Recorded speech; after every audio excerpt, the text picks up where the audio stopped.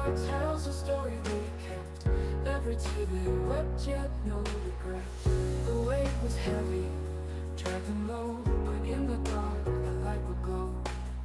Step by step, they Hi found guys, welcome to the review of How They Healed Season 3. And I'm your host, as usual, Lara Kudaisi Don Momo, also known as Dear Coach Lara. I'm so excited to do this. You know why? Because a lot of times when I'm doing those interviews, I do not want to take the shine off the people talking, my guests, but I have an opinion. I want to share. I want to talk. But I know because of my job, you guys, in case you don't know, I'm a cognitive behavioral therapist, and all of that. So I understand how, as an interviewer, you need to leave people or give them room to talk so that you don't take the spotlight off them. And so that's why I'm so excited to do this because I have a lot to say. Oh my god, I'm so excited. I have a lot to say. So, episode 7 with Oluwatumise Oladapokuku. I have to call it like that. If not, you can give me back. It was the fingers. It was under the, it was just quick. It was And a lot of people, oh, well, there was a handful of people. and they all lived with you at home.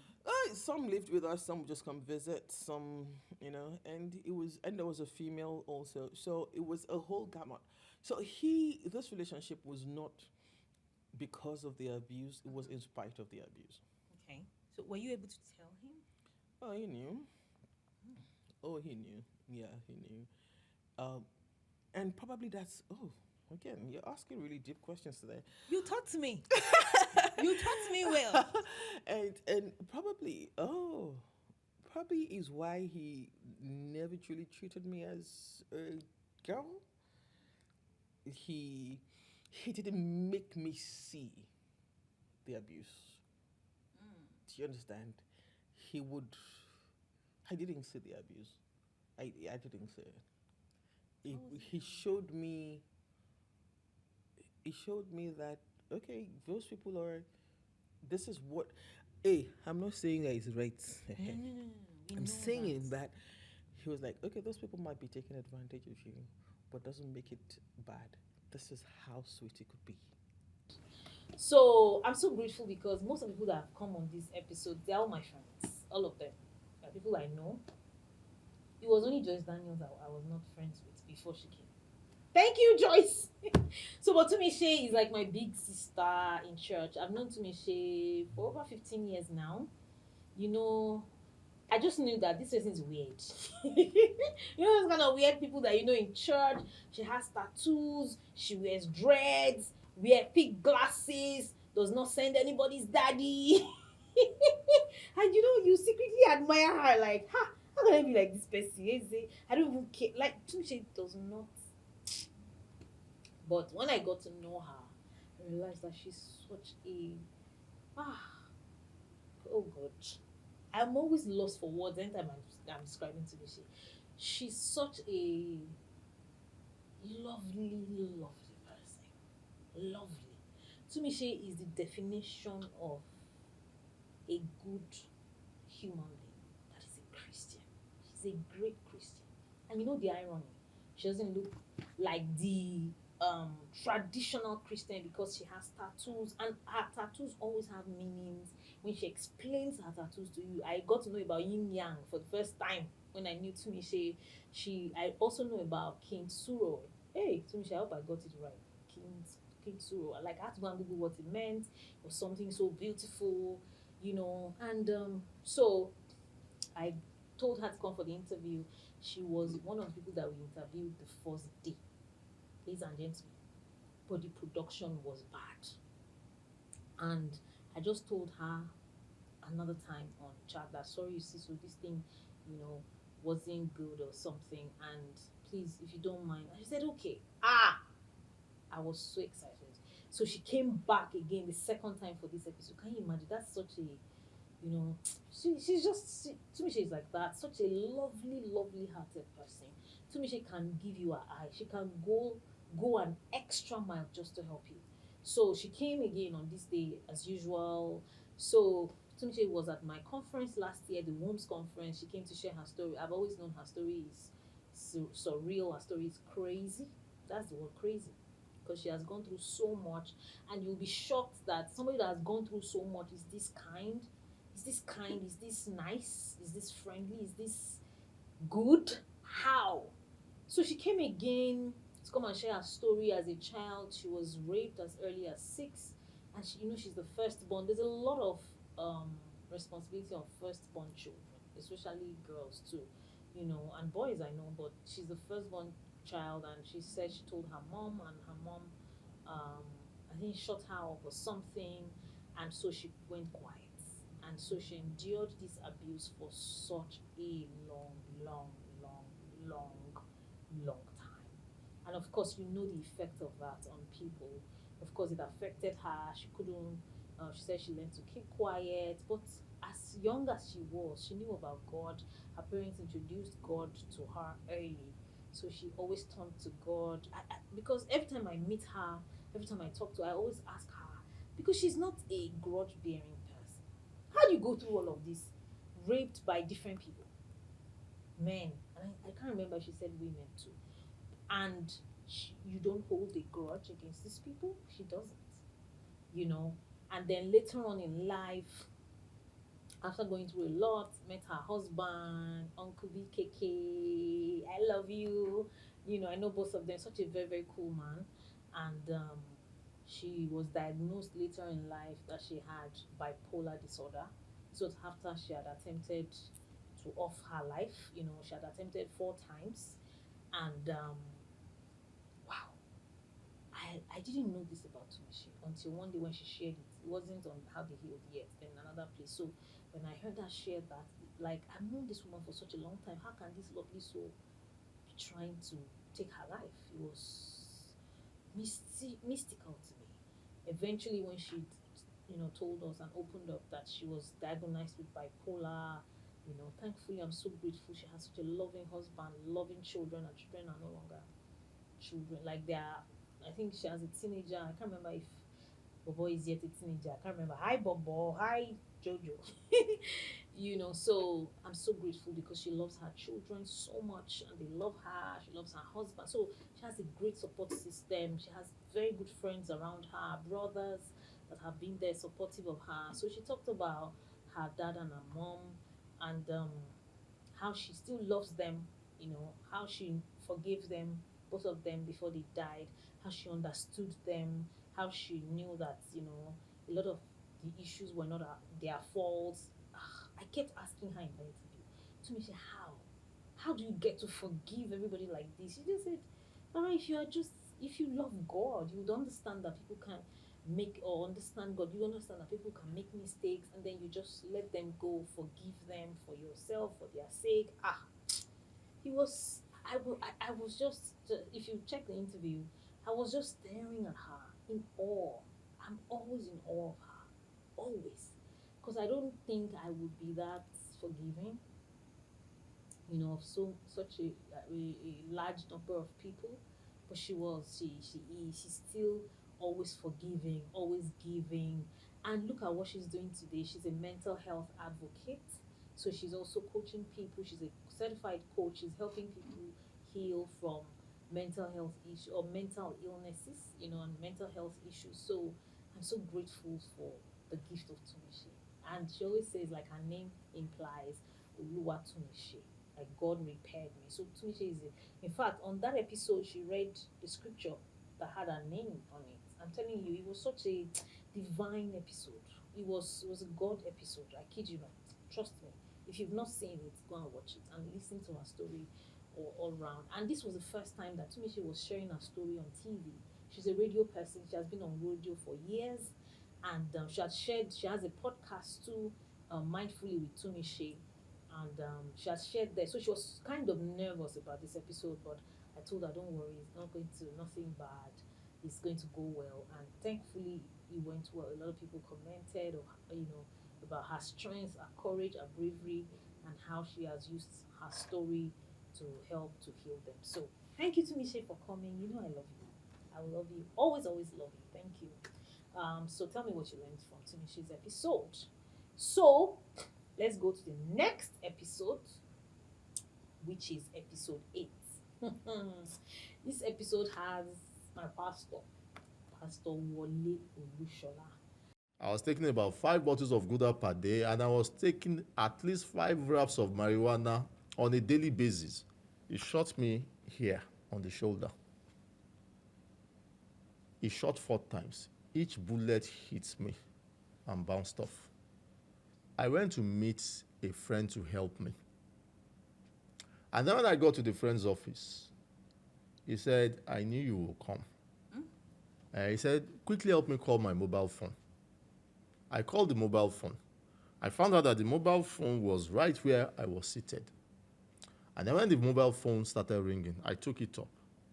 Instead of me to find my name show up, it was my number. What I saw there was, don't pick, he's a beggar. We suffered so much that at the point we didn't have electricity supply in the house for 7 months. And then I made up my mind that the only way out of this thing.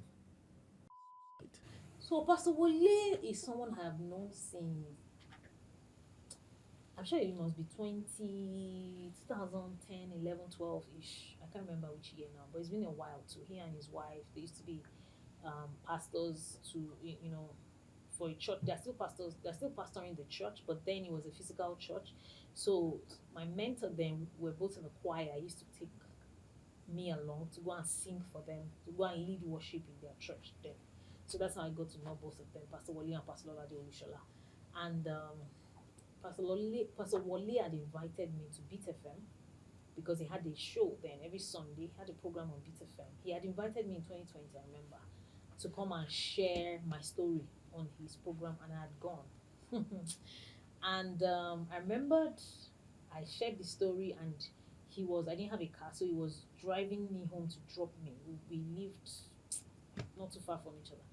So on the way home, he now started sharing his own story with me. I nearly fainted. Like, what? What? I said, Pastor Wole, please come and share my. This was 2020. Because I started, by the way, if you guys must know, this is my 3rd season. I had done episode 1 and 2 in 2020. Yes, season 1 and 2 in 2020.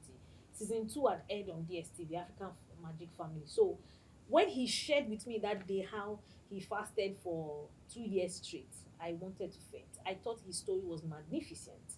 So I told him that day that, please, sir, I'll be shooting another series of how they healed. Could you come? And he had agreed. So on the day that we were shooting, Pastor Wole couldn't make it. He called me. He had gone to first start. We were shooting in VI. There was traffic on the way, so he couldn't come that day. And this is taking me back to a lot of things. That was the season of, because I didn't have camera, I didn't have studio. Ladies and gentlemen, I shot 13 episodes in one day. That's why my staff members know me. I can stay here till tomorrow.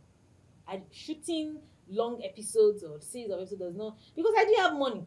I had to rent a hotel and I DM different people. So we were paying by the hour. There was no way. I had to rent camera, rent director, paid everybody. Where would I get money? I shot 13 episodes on that day. So, but he couldn't make it. So thankfully, recently I called him again. That Pastor Wole, you have been owing me. And I need to say this again. He and his wife came to share with me on February Love Stories this same year.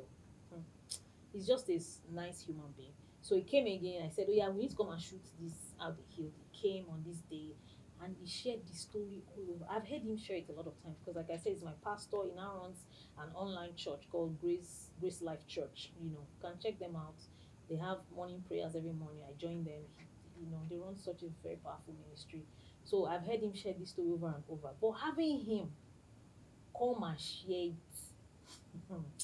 it again, how he used to take 30 sticks of cigarettes in one day, in one day, how he took marijuana, he used to drink, he wasn't saved, he came from a polygamous home, and how he was such a good boy at home and two-faced person because in school he was, he was just one of those boys. And thankfully, and then one day, in fact, I remember the part that got me was that he went somewhere and robbers came and they shot him and the gun did not penetrate the bullet. I was like, calm down, Pastor Wole. Say it again. When he was sharing the story, I was imagining the highlights. I was telling my brand manager, this has to be inside the highlight. 30 cigarette, they shot me on gun. It did not you have to, So he talked about that, how God saved him. Nobody preached to him. It was at that point where they was trying to shoot him and the gun didn't penetrate. He heard a voice that told him to give his life to God, and that was how he became. And today he's a warrior for Christ. He preaches on the message of grace a lot. Grace is his message, how God is graceful to us, how you can always come back from everything bad you have been. He shared some scriptures with me, powerful scriptures with me. There was something he said that I held on to. He said that people should know how to seek help, especially men. That the first alpha male in the Bible that sought help was David. That David talked about how he always went to God. Like, I've forgotten the scripture. You know me, I'm not a pastor. People should pardon me. Something about my soul is seeking you, or something like that. I can't remember. But David was always asking God to help him. So that caught me. I've never heard that before. So that the alpha male in the Bible, David, went to ask for help. So he was talking about, if you are in a bad position, you should ask for help. And before I go, I remember the part where he also talked about how he lost all his money. He was such a rich guy, had a lot of money, investment banker, and in one day he lost all his money, investment, and that was it. So he became broke in one day, and he said they didn't have lights for 7 months in their house, and the bill was 25,000 naira. They couldn't pay 25,000 naira, so they didn't have light. He talked about how they didn't have food to eat, how he tried to take his life, but God sent someone to him, and today he's doing well. So that episode just, according to his message, God's grace can take you from anywhere you are, and I've seen how he's doing today. Praise God, somebody. So go watch Pastor Wale's episode in case you've not seen it before. I want to talk about episode 9. You see how excited I am, because that's how exciting that episode was. It was Amaka Chibuzo would be the confidence coach. He told me to kneel down. I thought it was a joke. Flog, not beat. Beat is normal. Beat is like they slap you or something. With cane. Yeah.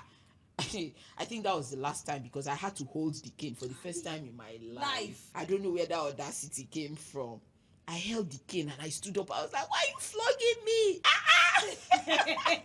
Started extramarital affairs and things like that. Not because I want to, just because you are trying to validate your existence. And honestly, it's just so crazy how one sentence can just change the trajectory of your life. One day, another of this type of incident happened, and I went haywire again. And my husband, in his normal fashion, didn't say anything. And then after everything, my husband just said, I'm not your father. Their mom came back from work one day and called all of them into the room. And me too, I ran to come and join them. I think she said something like kids or something. So me said follow as kids now. As I was just entering the room, she just stopped me. The last child entered, she closed the door. Little one came out with biscuit to give me. And then I just heard the mother call her, come back here. She just entered the room, just did that like this and pushed her into the room and closed the door. And then they didn't come out again for a while. Then after a while, when she eventually came out, she now said, sorry, I wanted to give you, but my mommy did not allow me. That's my friend. I've known Amaka for, I think, 2020. We met in 2020. She sent me a DM. She has a show called Wise Roundtable, and she wanted me to come and feature on the on the show. It's a radio show at the time. Now they're on TV, so on STV, watch it. So I went there. It was at Surulere. I remember I didn't have a car then. I went with Uber with my PA, and I can't, like, see, first day we were just hugging, loving you. Our connection was so, we were shouting, taking pictures. It was, Amaka is sanguine like me, high energy on that day, so that's how I got to know her. And we've kept in touch. We met at different places. She was the one that was the MC for my conference last year called the Wombs Conference, and it was so exciting. She did very well. We've always exchanged notes and all of that. I had even had to coach her at some point, for money. Oh.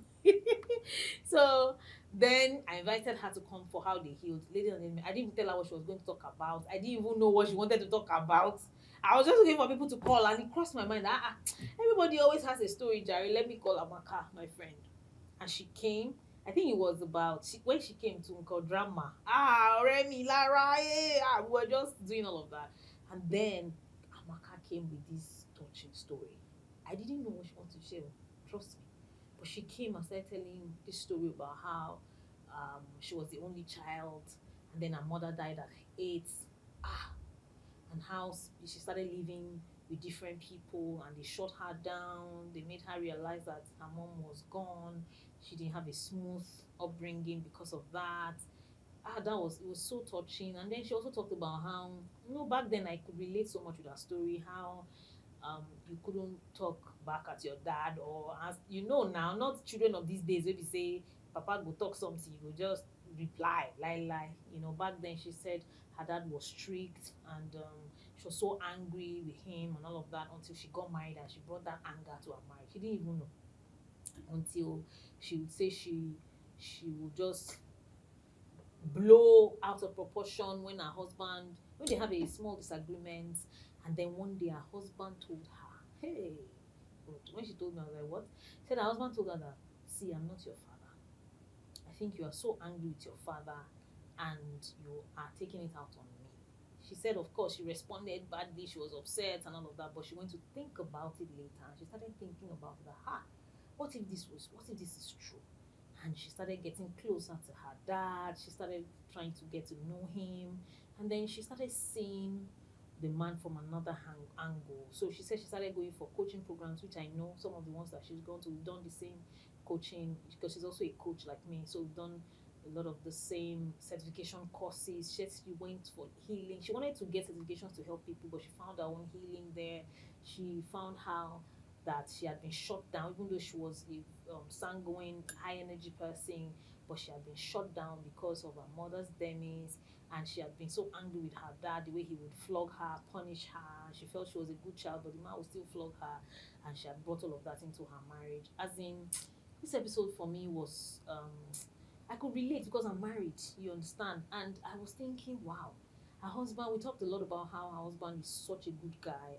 Okay, I spoke to him that day. Twale again. I need to give you your twale here again. How her husband was so emotionally intelligent. He was such a tactful man.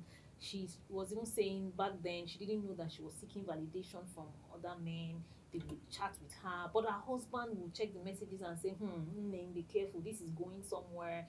And the husband would tactfully tell her that, I think you are trying to seek validation. Sweetheart, something is wrong. I was like, how can a man be this understanding if it's another person? Infidelity, you are cheating, you are doing and she said she kept showering praises on her husband, how he held down their marriage, how he's such a good man, and me, I kept asking her, tell me about your husband's family, because nobody is an island. You cannot just become this way. There must be. And she told me how it's true in his family. He has such a great support system, and they are very closely knitted. They know how to deal with family. I was so impressed, and I was so grateful because now Amaka now has Wives Roundtable, a show on TV. She's now a confidence coach, and she's also helping. She also has an NGO that is supporting women, helping them, teaching them for free, empowering them, and all.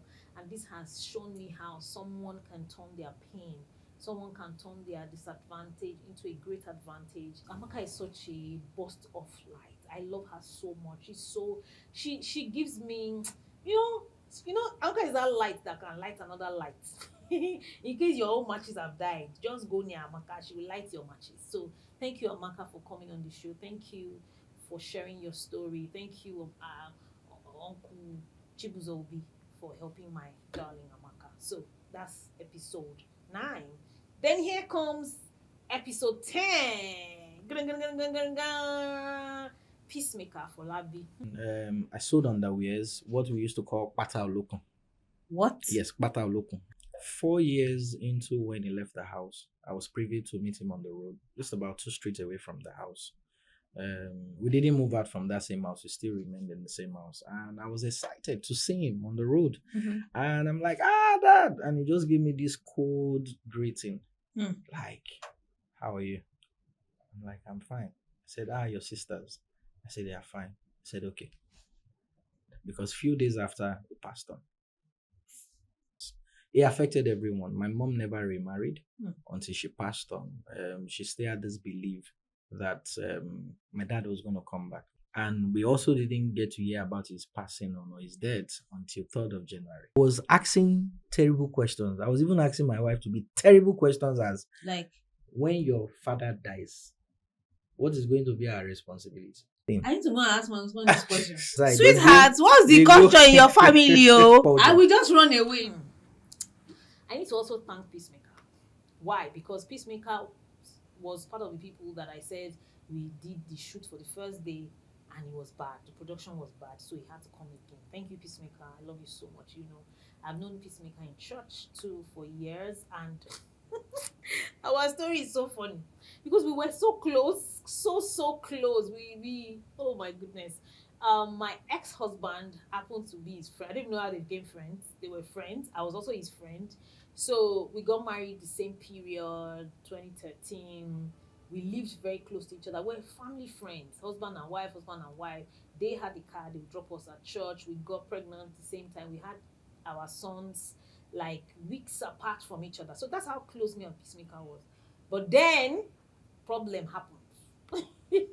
So I was divorcing my own husband at the time, and what had gone round, you know, this is like, I'm not share this thing, Peacemaker, I will share it on camera. So that, because I remember the first episode we did, we talked about it on camera and we squashed it on camera, but we couldn't talk about it the second time. We were so carried away with other matters, but I want to talk about it now.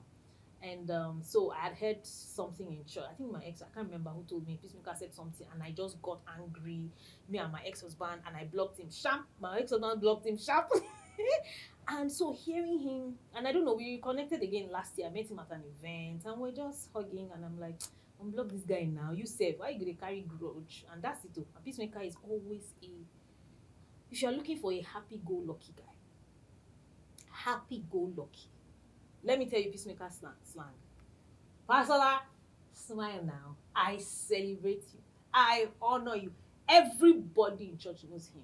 There is nobody that does not know Peacemaker in my church. Because he may not know you. Well done, ma. Put a smile on your face. Don't worry. That's how he is. So he carries that light everywhere. I remember one day we were having a choir rehearsal, and somebody was, the way he was making everybody laugh. He's not in choir. I think he's part of the production team or something. He's always in church. And the woman said, your wife will just be laughing 247. And me and him laughed because, you know, that was not the case. Anyways, so, and then he came, I invited him, he came the second time again. Thank you, Peacemaker, again. And they were squashing the issue. So I didn't know that all the time that I was angry with him. Look at what he did, look at what he did. I didn't know he was also going through his divorce. He was also having his own pain. When he was sharing it the first time, I felt so guilty. I'm like, yeah, look at how I'm hammering somebody else. Meanwhile, he was going through something. I had to beg for his forgiveness on camera that day, but I don't think that saw the light. So, but I begged him and said, I'm so sorry. He was like, I was just looking at you. I was doing you, you know, and I was telling him that that's what happens. Husband and wife matter. You don't put mouth. They will use you on the on the long run. They will squash coconut on your head, you know. So that was it. So he came to share with me how he was he and his dad as a child. His dad left their home. They were a jolly good family, and then his dad left when his dad and his mom were having issues. And then some days after, he saw his dad on the road. Maybe months after the dad left, and you know he was so happy and tried to hug the dad. And the dad gave him a cold shoulder, like, "Hey, hello, how are you? How is your sister? How is your brother?" You know, those kind of things. He was so shocked. He's just a child. And the dad left. And then they heard days afterwards that his dad had died. Do you know what that could do to a child? Do you know? Do you have an idea? Hey, I was listening to the story. I'm like, Manere Shuke, what's that? But, you know, he told me also how he sold pants, underwear. He sold iced water. He was hawking as a child. and then he got married, he went through a divorce. So he's gone through a lot in life. But I'm so grateful today because Peacemaker is such a light, he's such a joy, he's such a great man. Oh, if you know Peacemaker, you know somebody. Peacemaker is a connector. He connects people and he volunteers. I have seen him at different programs, different personal development programs. Peacemaker is always volunteering for people.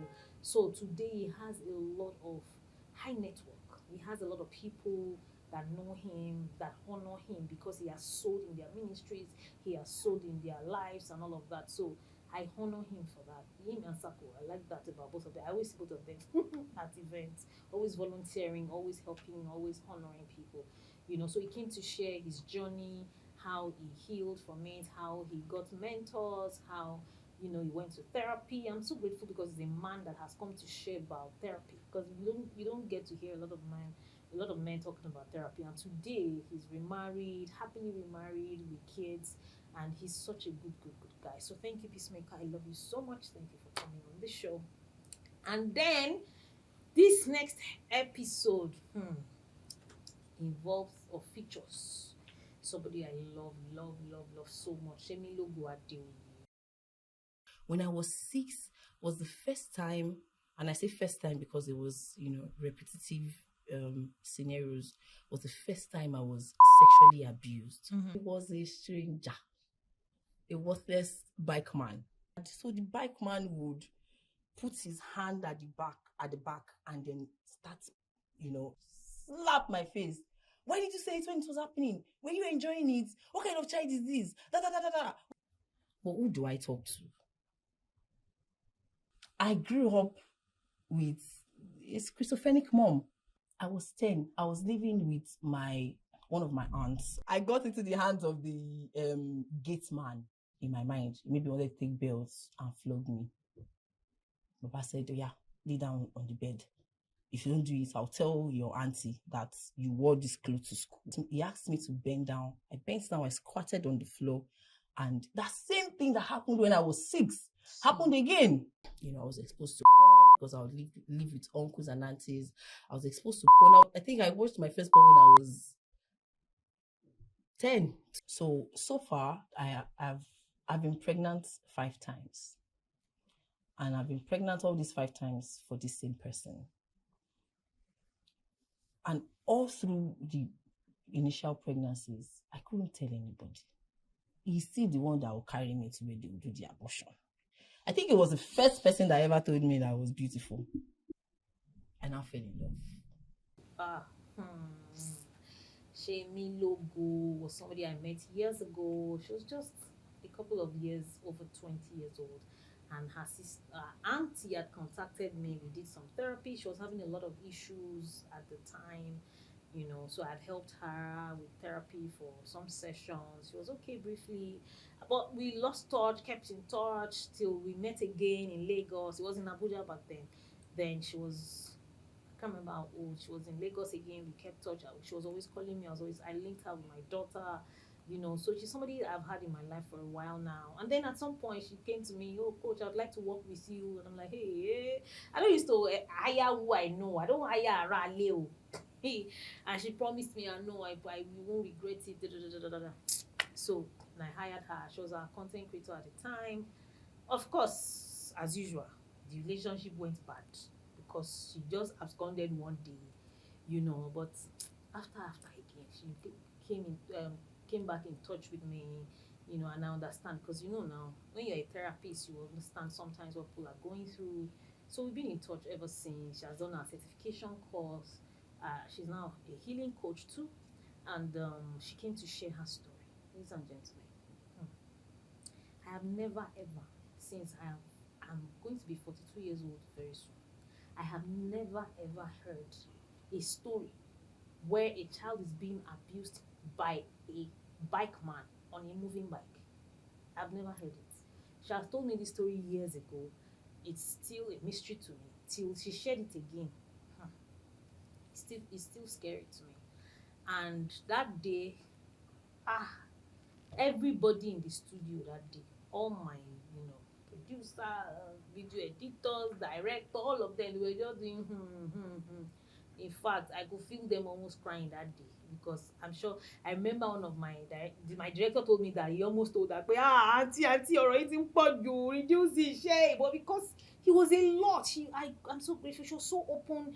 I think it was some sort of release for her because she was just sharing of how her mother was schizophrenic. She had a mental illness, so because of this, it affected her a lot. Her dad had died, and she was being tossed from one uncle to another auntie. And the adults, even though they put her in good schools,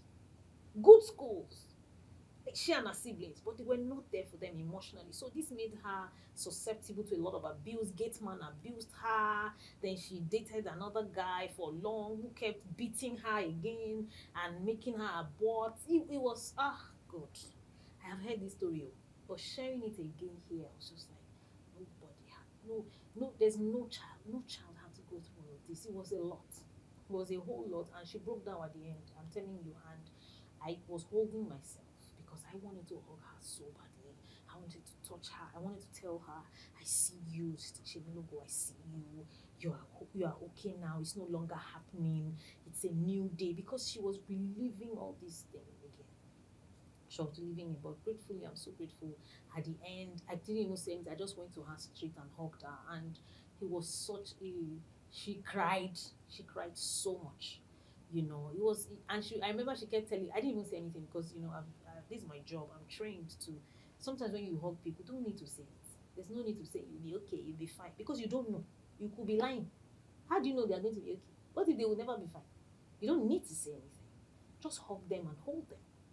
So that's what I did, and she just kept saying, "Thank you. Your hug is still as healing as ever. Thank you so much, Coach Lara. I love you so much. You always see me." It was a full circle moment for me, because this is someone that I had helped in her early 20s, and over almost 10 years after, I'm having the opportunity to talk to her again, to hold her, to continue the healing journey for her, and I was so touched that somebody could come out and share all of these abortions and all of that, just like me, because I know a lot of us that can share this much. We are not plenty in this country, so I was just grateful, so grateful that Shemilogo could come and share as well as she did. So thank you, Shemilogo, for coming.